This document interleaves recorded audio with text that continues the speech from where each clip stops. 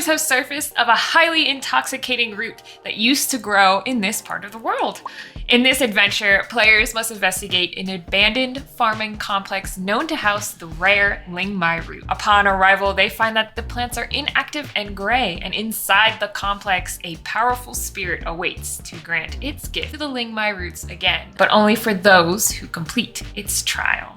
This adventure was made for D&D 5e 2024 for levels 3 to 5. It will take roughly 3 to 4 hours to complete, or 4 to 6 hours if you do some of the optional encounters. This has a very oriental feel to it. This is a 5-room dungeon built for DungeonJam. If you're new here, I'm KYLIE, and today we're going to share a little bit more about this adventure that I created for you, why I made it the way I did, plus ways you can kind of tailor it to your campaign if you would like. In this, you of course will get the full PDF, including maps, for free. I have a link down below that takes you to my website where you can download it. I also have a Foundry module for it for anybody who uses Foundry VTT. Just a caveat, it is built for version 12, and I have yet to test it on version 13. Don't worry, I'm getting there. I just don't want to update until I know things are perfect. But I do plan on doing that in the next few weeks, so it should be updated for that soon. So just a little behind the scenes. This, of course, was created for my West Marches campaign, Shadows of Remnant. If you're from the server, hi.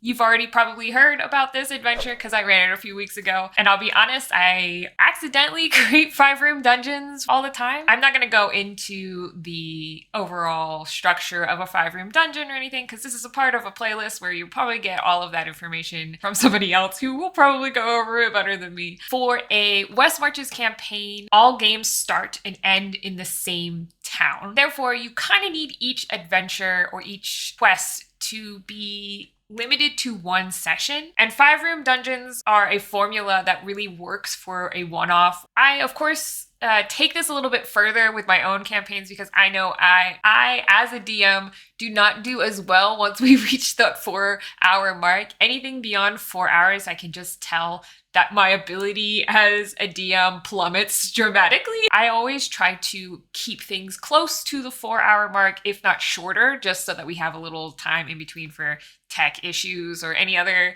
discussion of rules, that kind of thing. And also I run a lot of games at night, where I don't want to be up till 4 a.m. playing D&D, which, you know, could be fun sometimes, but not run a regular basis. But this formula for a 5-room dungeon really lends itself well to one-offs. Let's go a little bit more in depth on the adventure, and I will try not to spoil too much, but I make no guarantees. This adventure can pretty much start in a myriad of ways. I give a few general guidelines here, as well as some hooks to help get your brain thinking about how you can include it in your own adventure. But really, it just starts with a rumor. A rumor of an ancient, intoxicating tonic made with a special root. And that special tonic can boost your lifespan. In other words, it's a beer and it gives you a temporary HP boost. This is how I hooked my players, with the promise of beer. This could be pretty much all you need to give your players to start. Maybe they overhear it in a tavern, or maybe some other important NPC or quest giver hears this rumor and pushes your players to go investigate for them since they can't.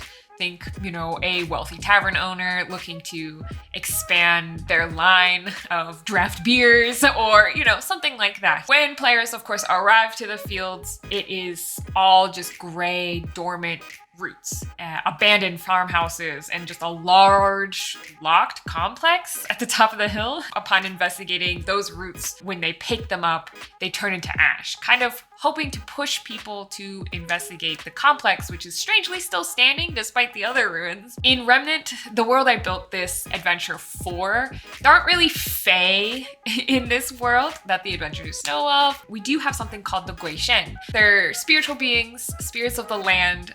They kind of overlook a section of the world or a territory, be it a river, a mountain or mountain range, a small forest, and they get their powers from the land itself. The more worship or the more their stories are shared, the more powerful they are. As this power increases, they can do things like form pacts with warlocks or things like that. Lingjershen is the spirit guarding this farmland, this temple being the place that they kind of accept offerings. They are the being that imbues the root with magical properties. that it kind of needs to both survive the weather here, but also to imbue a little bit of magic into that intoxicating tonic. You could very easily replace this being with, say, a fae creature that's maybe trapped in this world, or a deity of balance and harmony in your world. All of the puzzles and encounters, though, do follow that one theme, balance being a key thing, a balance between the elements in particular. That's the general premise without spoiling any of the rooms of the dungeon. The following bit might be a little bit more spoilery, so if you're a player and you're sending this to a GM, skip to the end. Here's what this adventure completely includes.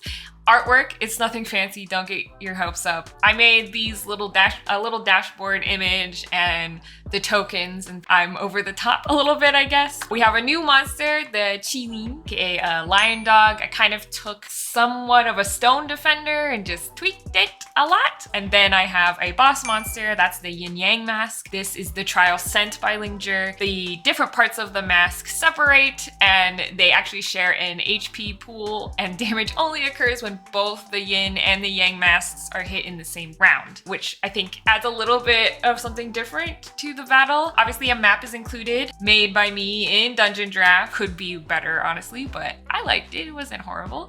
And then, of course, there's the whole PDF with the adventure. If you're on Foundry, I actually have a Foundry module where the walls and lighting are all set up for you. The tokens are in place. The journal entries are pinned to it so you can easily click through things. And I've also included music from my friend over at Cyberwave Orchestra.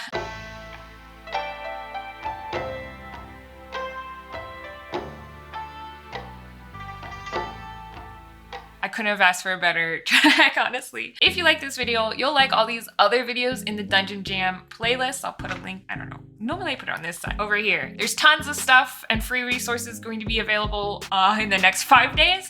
So please go check it out. A side note, you might also like the magazine I have put together. It's a quarterly magazine for pretty much any tabletop RPG that is literally made by people in my community. You could submit something if you want as well. Finally got the new magazine in. It's got like 70 pages of resources, stats, maps, just all sorts of stuff. You should check it out. And I'll see you guys in the next one. Bye.